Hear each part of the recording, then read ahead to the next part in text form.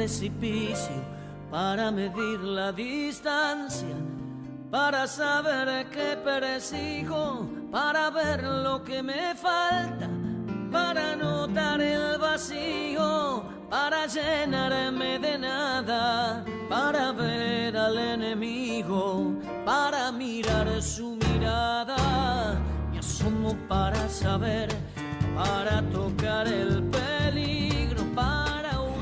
Yo volví a pisar calles que nunca creí que iba a volver a ver, de la casa de mis padres, de barrios. Yo creí que eso me había olvidado de todo eso. Para inventar la pasión. No era lo que nosotros queríamos, no queríamos hacer otras fuerzas armadas de esa característica, no habíamos peleado para eso. José Luis, preguntarte a vos, digamos, cómo comenzó tu acercamiento con el peronismo, tiene un sesgo particular, porque vos tenías la historia en casa. Debe ser intrauterino el peronismo, claro, probablemente, sí. Porque, bueno, mi padre fue de la comisión organizadora de la candidatura del coronel Perón, así que, bueno, tuvo el principio de todo él.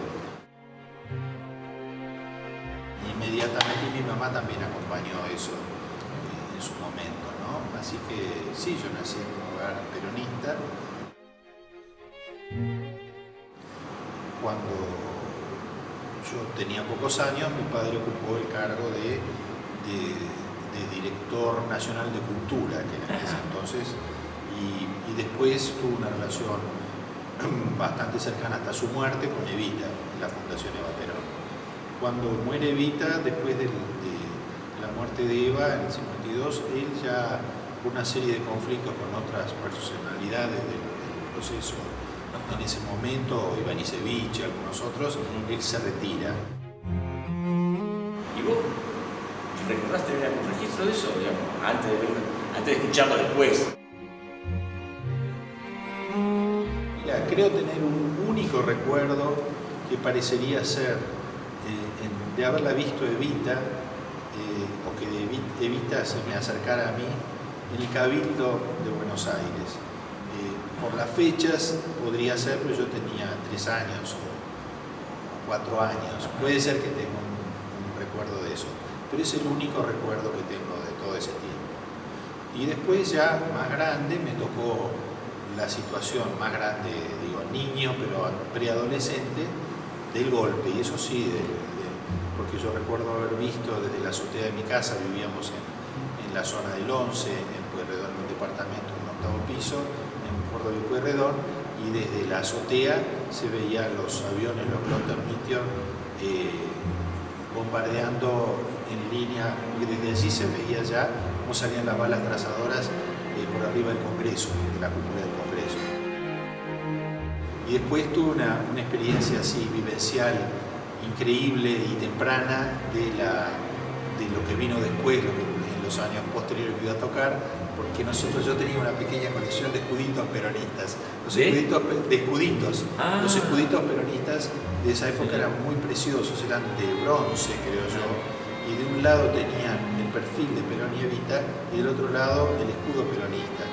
Había varias versiones, pero yo de eso tenía una colección como de 80 o 100, no sé.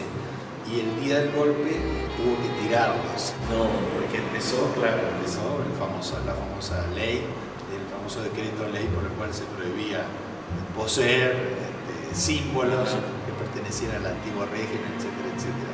Así que tengo ese recuerdo tremendo de tirar todos mis escuditos. Un dolor temprano. Y yo estaba en un colegio religioso, estudiaba en un colegio religioso, y en ese colegio religioso los curas estaban absolutamente contra de Perón y habían propiciado, incluso había armas dentro del colegio y sirvió de refugio a los comandos civiles. El colegio de Champañá, que quedaba frente al departamento que ocupaba Pedro Eugenio Aramburu, ¿no es cierto? Que vivía ahí enfrente. Así que fue también una cosa contradictoria de mi niñez y adolescencia, porque todos mis compañeritos naturalmente y los curas en general, en ese momento, después de la la quema de las iglesias y todo el gran enfrentamiento con Perón, estaban en contra de Perón y del peronismo de una manera muy manifiesta. Uno podría decir, entre otras pasiones de la vida, todos, digamos, que cualquiera puede reconocer, son la música y la militancia. ¿Qué es previo? Después en algún momento a lo mejor se van implicando. La música empieza muy tempranamente en mí, pero de una manera como aficionado. Es decir, yo estudié realmente de grande, pero en cambio hice música desde muy chiquito. A mí me pusieron un profesor para enseñarme la guitarra porque era un chico muy tímido, como para relacionarme con el medio. Desde muy temprano tuve una gran pasión, un gran interés por la música y particularmente por la música folclórica argentina. Tuve un interés muy apasionado. Cuando llegué a la adolescencia ya me empecé a vincular con toda la gente que estaba haciendo la renovación de la música folclórica en ese tiempo. Siempre fuera de la academia, digamos. Fuera de la academia. Yo empecé a estudiar grande cuando volví de mi primer viaje a España, a Europa, que tomé la decisión de hacerme músico profesional, digamos. Y ya en ese entonces tenía 19 años. Así que para un músico estaba totalmente pasado de edad. Ya estaba viejísimo. Estaba viejísimo. Y por supuesto en la adolescencia fue que empecé a tener los primeros contactos con el mundo de la política viva, que en ese entonces estaba representado por algunos movimientos que se iban dando en el seno del estudiantado secundario, porque a mí me tocó vivir el enfrentamiento laica y libre, que fue muy potente, dividió a la Argentina en ese momento y activó una militancia en los chicos que fue como precoz con respecto a los tiempos que corrían, porque en el mundo exterior de la sociedad argentina no había ninguna práctica política o eran todas prácticas frustradas. En cambio esto involucró a toda una generación que se vio de golpe metida en la defensa de la laica o de la libre. Y una vez que terminó eso ya había como un entrenamiento, ya mucha gente se empezó a meter en distintos movimientos políticos, algunos informales, todo fuera de los partidos tradicionales, salvo aquellos que habían entrado en el camino regio del comunismo.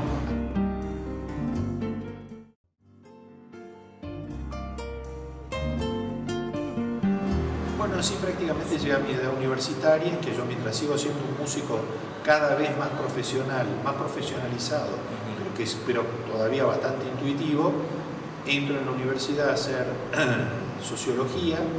Ya en las universidades sí, ya estaba en el asunto, era pleno auge, digamos, previo al Cordobazo, bueno, en la época del Cordobazo, y después terminó pasándome a antropología.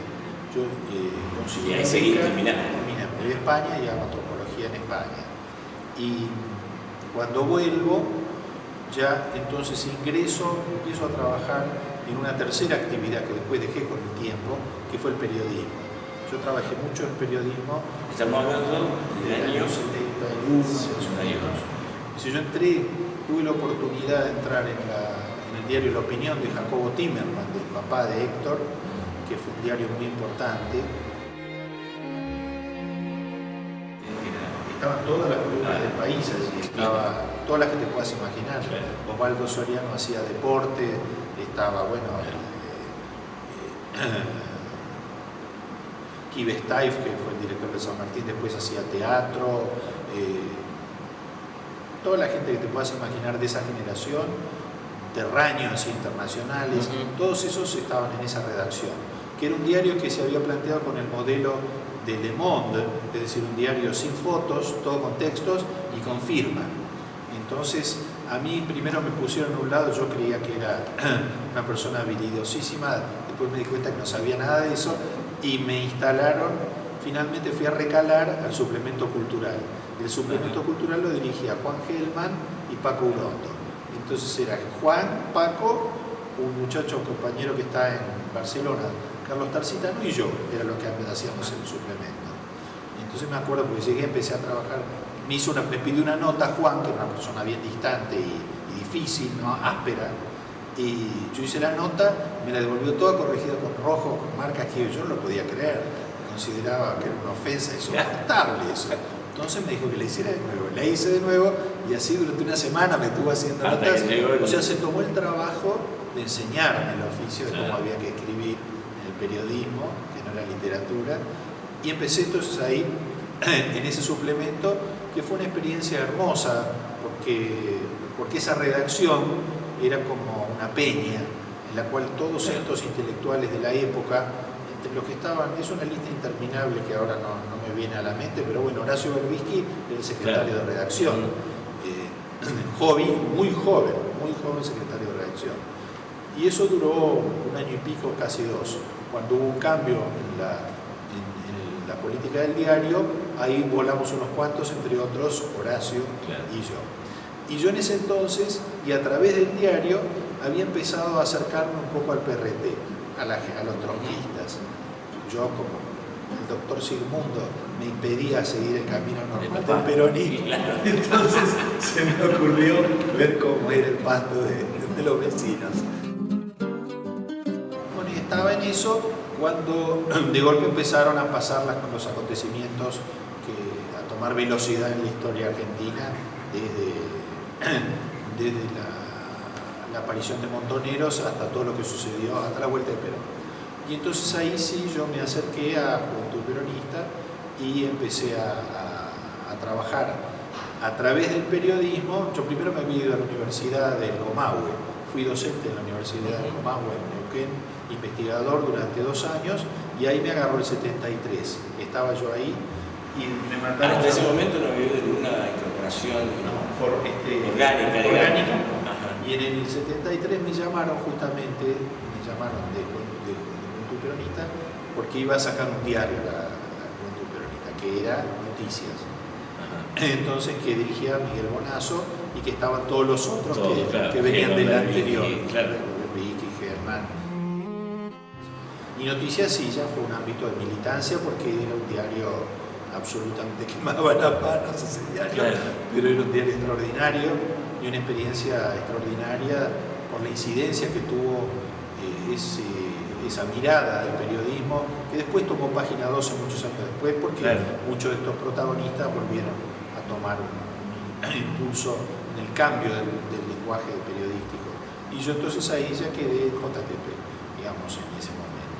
Cuando el diario lo cerraron. El tema del diario, pensando en algunos testimonios, digamos, del protagonista, tuvo, como digo, un momento de explosión que realmente pasó de representar sectores sociales populares que antes agarraban crónicos para competir, intentar competir, y en algún momento también se dio la discusión casi inevitable entre aquellos que pretendían que fuera una especie de difusor de comunicado de prensa de JP, que pensaban que fuera diario, digamos, un diario. Bueno, esa pelea fue graciosísima porque uno de los temas que se discutía, por ejemplo, era ¿debe tener horóscopo o no? Entonces, bueno, grandes discusiones políticas sobre si. Claro, pero nosotros queríamos venderlo en la villa, el diario. El diario era un diario de fotos, fundamentalmente. Era un diario gráfico, de imágenes, quería ser como crónica. Entonces, después de discusiones tremendas entre fundamentalistas y tolerantes, finalmente se decidió que quien cerraba la página todas las semanas hacía el horóscopo. Y ahí entonces, ¿qué cubría en el yo lo que estaba tenía a cargo el área de cultura y espectáculos, que era reducido el diario, no era lo más importante. Claro, se trataba de que ese diario realmente incidiera, primero que fuera un órgano de denuncia, porque fue un órgano de denuncia muy importante. Las fotografías eran extraordinarias. Eduardo Grossman era mi amigo, el jefe de fotografía, y esa colección de fotos tuvo 3 juegos que después del golpe buscaron desesperadamente Marina y sobre todo la Marina, porque esas fotos eran testimonio de 3 años de luchas en los que estaban presentes todos los protagonistas que te puedas imaginar.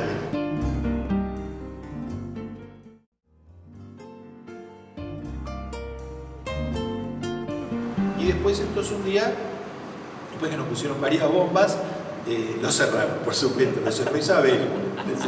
Pero ahí tuviste la posibilidad de compartir, además de los otros compañeros de militancia del periodismo, o al revés, de militancia del periodismo, de la opinión, espacio con Rodolfo Walsh. claro, Rodolfo también estaba, era que Rodolfo, que yo tuve una buena relación estando allí, después cuando armó Ancla, cuando se armó la agencia clandestina de noticias. ¿Hay comunidad policial en la policía? Sí, él hacía policía, sí. Pero estaba como un líbero, iba y venía. Pero yo para ese entonces había hecho mi primera, porque seguía con la música apasionadamente, Ya había grupo. armado el grupo Anacruza, que para mí fue una gran creación personal. En el año 72 salió el primer disco, 72, 73. Y ocupó un lugar muy importante rápidamente dentro de la representación de ese momento político. Prácticamente, por un lado recordaba esto en este año, me generó una serie de líos, que la gente no quiere hablar con la verdad, le cuesta mucho, y la verdad no tiene nada de malo, al contrario, pero en este caso el mundo de la música, particularmente de la música popular, estaba muy influenciado por el Partido Comunista y muy encuadrado por el Partido Comunista, porque siguiendo la tradición europea de los frentes populares, el Partido Comunista se había armado un frente cultural potentísimo, que iba desde el teatro hasta la música, pasando por la literatura, todo. Y entonces, aquello que no pertenecía a ese sector y que estaba visto como la representación simbólica de la JP, estaba representado por dos grupos, que eran Huerquemapu y nosotros. Mi militancia siempre fue en esos años, y por años después también, en el mundo del periodismo. O sea, yo hice tarea militante en JTP como periodista, no como músico.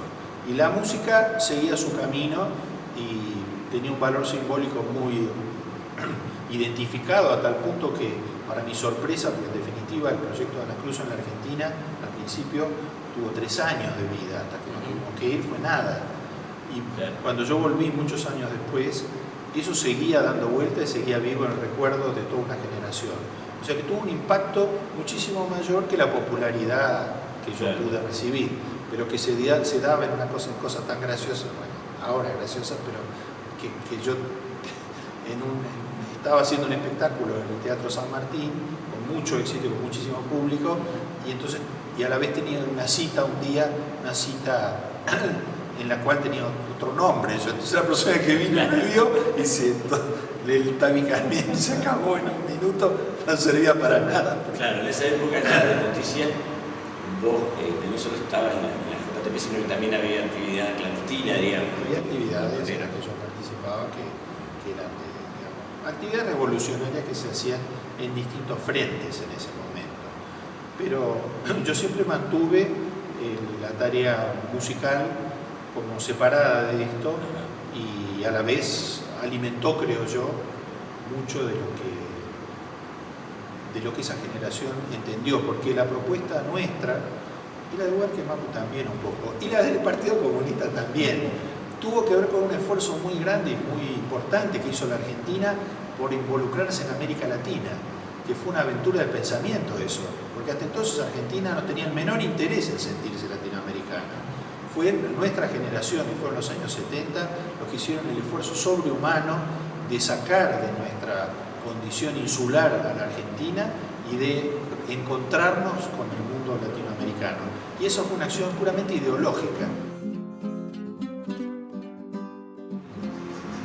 Y después, cuando estabas más cerca de la actividad política militante más cuadrada, no visto desde hoy, sino si hacía un esfuerzo por recordarlo, ¿qué es lo que querías? ¿Qué soñabas? Si te preguntaba una novia o una conocida, un amigo, ¿por qué te metiste en esto? Bueno, era el triunfo de la revolución. En ese momento no tenía muchas vueltas el asunto. Era derrocar el antiguo régimen y crear una sociedad nueva. que tenía una cantidad de aspectos a discutir, pero que sin duda pasaba por una mayor justicia social, por una eliminación de las Fuerzas Armadas como Guardia Pretoriana de la Argentina, por una Iglesia Católica que cambiara, que modificara también su relación con la sociedad. Era un cambio revolucionario. Si uno ve el libro de Anguita, justamente, La Voluntad, ¿no? Es muy interesante porque en ese libro uno ve cómo ese pensamiento atravesaba toda la sociedad, desde la extrema izquierda hasta la derecha más cercana a lo preconciliar, que podría situarse, supongamos, en Guardia de Hierro o en alguno de los movimientos, ¿no es cierto?, hasta los troscos más troscos, todos, los demócratas cristianos, los radicales, todos querían que hubiera un cambio social revolucionario. Fue un espíritu de los tiempos. Tuvo que ver con condiciones objetivas, yo creo, pero también tuvo que ver con un espíritu muy fuerte de la influencia de la Revolución Cubana, de Vietnam. Exactamente. La Revolución Cubana nos hizo soñar a todos que eso era posible. O sea, que si los cubanos habían podido, ¿por qué no íbamos a poder nosotros? ¿No? Y lo que los cubanos hacían era algo envidiable. Hasta el día de hoy, yo te podría decir que ese pensamiento atraviesa la sociedad argentina. Cuando vino Fidel acá, fueron pasiones desatadas, como si hubiera venido una estrella del rock, en generaciones que ni habían conocido la revolución, ni tenían una vinculación siquiera ideológica. Pero lo que él representa, todavía hoy, y lo que representa la Revolución Cubana, para el pueblo argentino fue para siempre, fue un amor para siempre. Y fíjate qué curioso que a mí me tocó, siendo niño también, y cuando acababa el triunfo de la Revolución, asistir a un desfile en la Avenida del Libertador, en la que desfilaron los cubanos. Y entonces desfiló junto con el ejército argentino, desfiló un batallón de cubanos, con la boina, y entonces, y la gente de la Avenida del Libertador les arrojaba flores porque eran luchadores por la libertad. Era la primera etapa de confusión cuando Che salía en la etapa de la revista Life. Claro, entonces, bueno, estaban todos encantadísimos con aquellos barbudos. Un poco.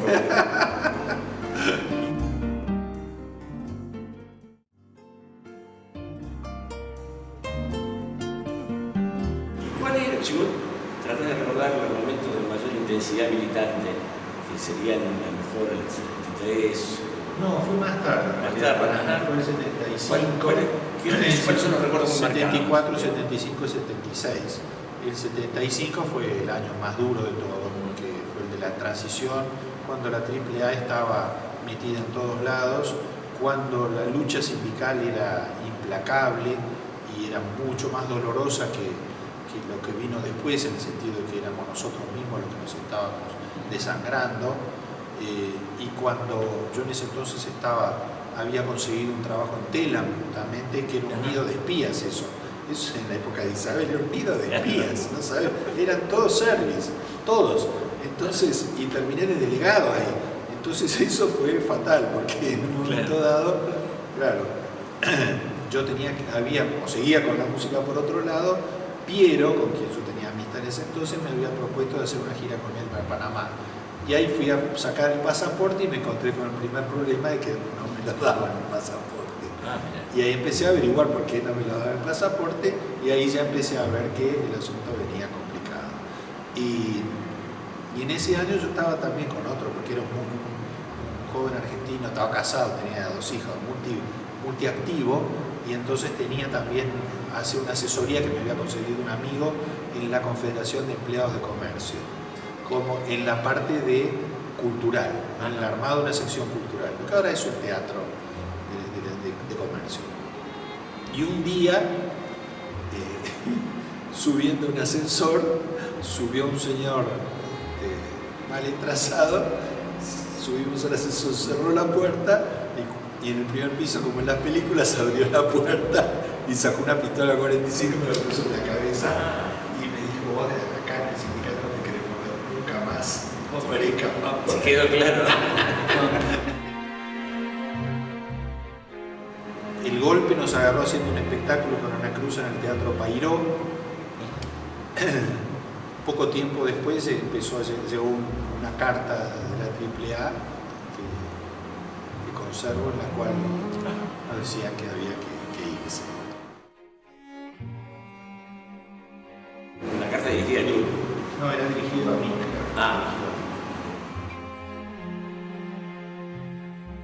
Entonces yo ahí, empecé a pensar que había que tomar la decisión de partir. Mientras tanto, yo seguía trabajando políticamente, hacíamos inteligencia, información y hacíamos mucha información para los diarios a través de ANCLA. Lo que se daba era, ya estaba el golpe instalado, estábamos haciendo contrainformación. Y de ese proceso previo al golpe, ¿cuáles son los recuerdos, si tuviera que transmitir a alguien muy cercano y te pregunta qué es lo más fuerte que te acordás, que puede ser bueno, malo, alegre o crudo, ¿cuáles son los que surgen, digamos, casi siempre? No, era una vorágine, había una pulsión de muerte muy fuerte. Yo recuerdo siempre, estaba en contra de eso, de que los cuadros superiores que nos daban, que nos entrenaban sobre ciertas cosas, se detenían demasiado en el tema de la tortura. La revista Evita Montonera sacaba ediciones especiales sobre relatos de tortura, de muerte, de descabezamiento, Eso iba de la mano también con un aumento creciente de la militarización sobre las consideraciones políticas y el criterio político de militancia. Yo no había pasado la clandestinidad cuando la organización pasó, porque yo no estaba en ese momento militarizado, pero justamente sacamos 2 publicaciones más después de Noticias, y esas publicaciones que fueron de un único número cada una de ellas, pero en cada número cada vez nos ensartábamos más todo lo que estábamos en esa publicación, ¿no? Era una cosa tremenda, porque la segunda estuvo pensada para la elección que hubo antes del golpe, que hubo una elección en la cual Misiones exactamente se presentaba una candidatura del movimiento peronista montonero. Era a través del Partido Auténtico. Claro, a través del Partido Auténtico. Entonces, esa publicación fue la última que trabajé, digamos, y ahí me despedí del periodismo, del periodismo militante y del periodismo en general, hasta la vuelta a la democracia, que empecé a escribir algunas cosas para publicaciones que a mí me gustaban, como yo había escrito en Crisis también de Galeano, y cuando volvió la democracia escribí para Humor de Casioli, que también había sido una tribuna de discusión de ideas linda, interesante, ¿no? Pero ya entonces vino el momento en que de golpe apareció una invitación de Jacques Lang del Festival de Nancy en Francia, que después fue ministro de Cultura, en ese entonces dirigía el festival, y vino una invitación para el grupo Paranacruza para ir a Francia. Y con esa invitación es que yo pude conseguir los papeles y pudimos salir entre gallos y medianoche, eso fue la verdad, salimos a los trompicones. La víspera de la salida yo tuve una cita de control y la persona que tenía que venir no vino. Y la compañera que venía no vino, y tiempo después yo me enteré que había estado en la ESMA y que después se había salvado. ¿Eso qué mes fue? ¿De qué año? Fue a comienzos del 77. Y en Francia sí, me conecté inmediatamente con los compañeros y empezó ya una etapa de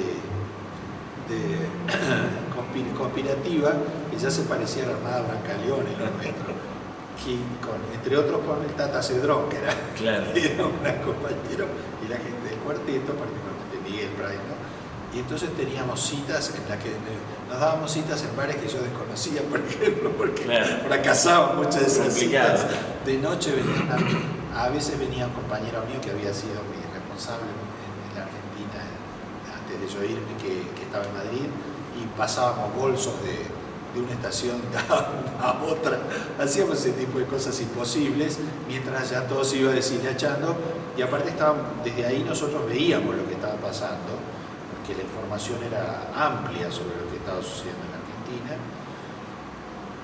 y nos tocó aceptar esa situación. Frente a esa situación había 2 posibilidades: o renunciar a entender lo que estaba sucediendo, o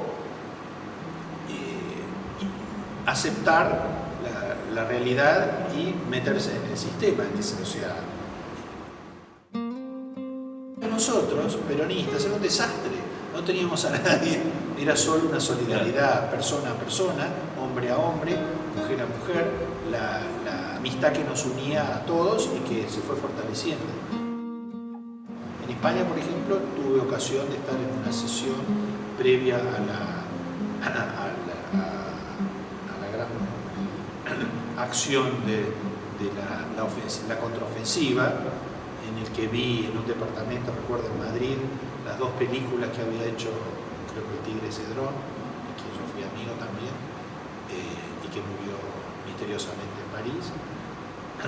Las dos películas, la película que el otro día vi una en televisión acá, de Pepe Firmenich, en la que contaba la historia de los montoneros, haciendo una historia que arrancaba en las montoneras provinciales y terminaba en la... Yo te iba a preguntar, ¿cómo habías atravesado el tema de la contraofensiva? Y después la otra, que era la que estaba Valenzuela, Tucho Valenzuela, contando cuando habían entregado la reunión en México y habían agarrado todo el comando argentino y les habían dado una paliza importante la policía mexicana y después lo mandó de vuelta. Pero a él le contó a la mujer y a la familia que nunca más aparecieron, que estaba en Rosario, que la tenía en ese momento Galtieri, era el jefe de Rosario. Entonces, pero además la conducción de Montonero, a lo que él materialmente le salva la vida, lo degrada. Ah, claro, y bueno, claro. No, de esas cosas. Sí, de esas cosas. Entonces, por eso, ya en esa sesión, yo ya empecé a sospechar que. Y aparte, porque en esta película aparecía Firmenich con un vestido de uniforme, con las estrellas de comandante y la camisa azul. No era lo que nosotros queríamos, no queríamos hacer otras fuerzas armadas de esa característica, no habíamos peleado para eso.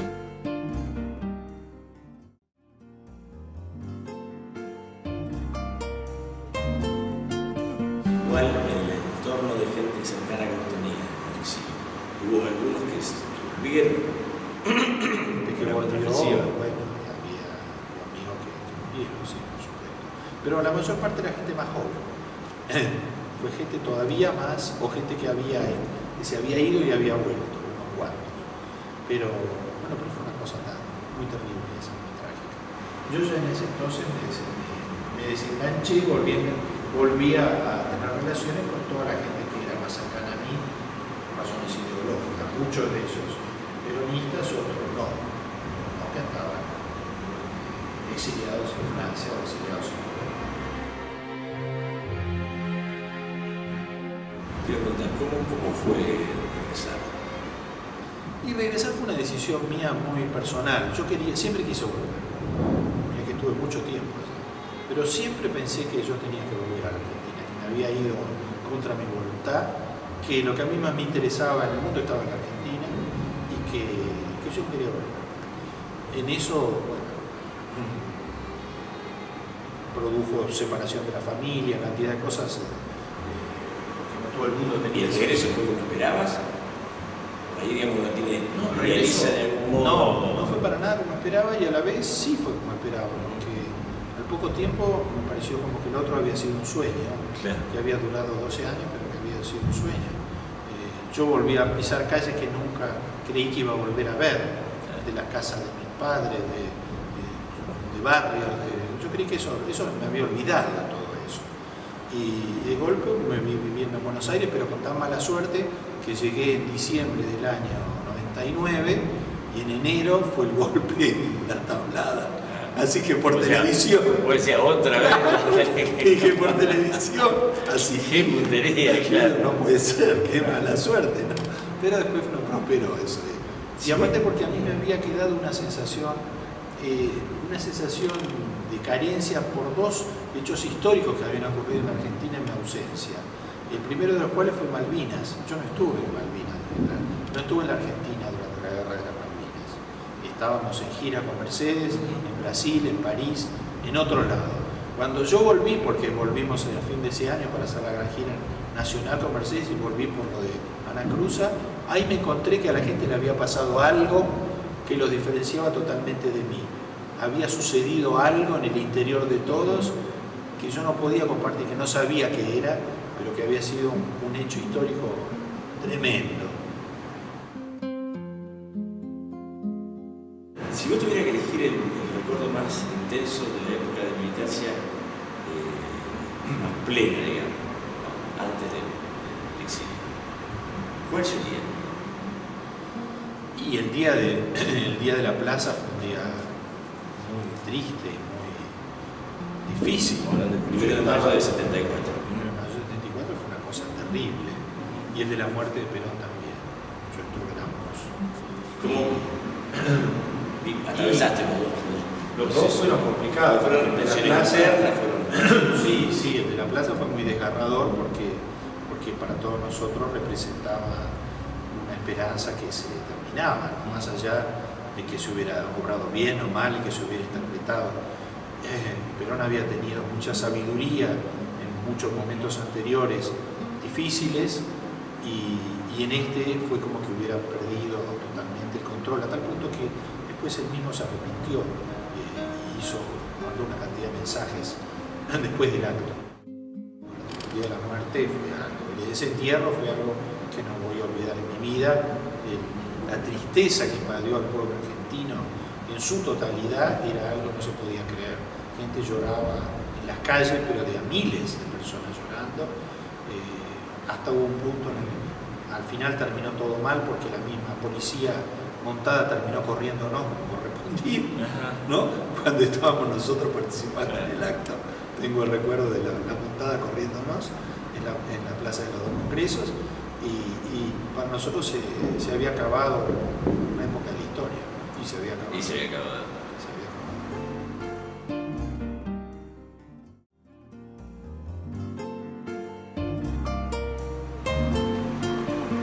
Bueno, José Luis, ahora yo te voy a dejar solo, o bien acompañado, según cómo se mire, porque te vas a quedar vos frente al espejo. Y la pregunta es, ¿qué ves o a quién ves en el espejo? ¿Y qué le dirías al que ves en el espejo?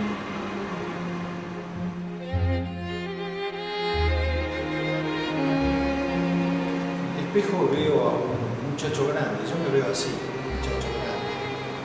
Quizás haya sido por el hecho de que no tuve hijos y mis hijos fueron mis obras y mis acciones a lo largo de muchos años, de pelear por muchas causas justas y muchos valores en los que yo creí. Yo creí y sigo creyendo en el valor de la libertad, de la justicia social, de una sociedad justa, de la patria americana y de la nación argentina, en la que yo también creo, y de los pueblos de América y la causa latinoamericana, así como del valor infinito de la música para organizar el mundo, comunicar a los seres humanos y transmitir conocimientos que seguramente trascienden a nuestra propia inteligencia. Yo no soy una persona religiosa, a pesar de haber tenido formación religiosa, soy un agnóstico, pero sí tengo una fe total en que la música explica a la vida y el mundo. Para mí la música tiene un sentido explicativo del orden del cosmos y del sentido de nuestras vidas dentro de ese orden o dentro de ese campo, como se lo quiera llamar.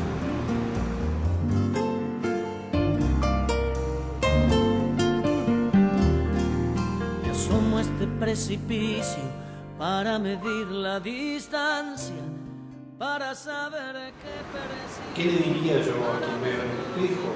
Bueno, que todavía hay muchos caminos para recorrer, mucha música que escribir, muchas aventuras, como correría Alonso Quijano, que para mí es uno de mis grandes héroes de toda la vida, muchos molinos de viento con los cuales luchar y mucho amor para dar.